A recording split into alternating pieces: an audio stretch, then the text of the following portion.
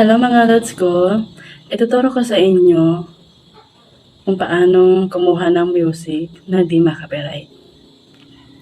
Ayan, ito guys, punta tayo sa Chrome. Ayan, isearch natin ang www.youtube.com. Kani. Then kung hindi pa naka-desktop yung Chrome nyo, i-desktop nyo na po. Ayan, click natin yung profile. Click natin YouTube Studio. Then, click Continue. Ayan. Then, makikita nyo ang music. Click po. Ayan, loading pa. Ito na guys. Ito yung free natin music para di tayo makopyright. Pipili lang kayo dito ng music na i-download nyo. Example, ito. Ayan.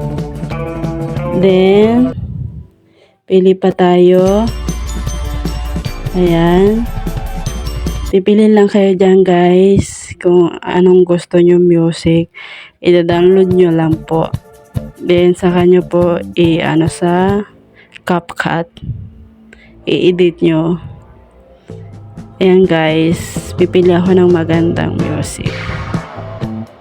Asan magandang music dito? Ito, try natin to. Ayan.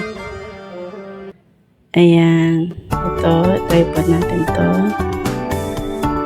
Then, makikita nyo po download. I-download nyo po yan guys. Mga bagong music po to. 2024. Ayan, na-download na siya guys. Then, makikita nyo na po yan doon.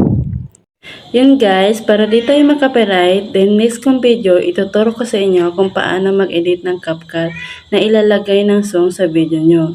Yan lamang po. Thank you for watching.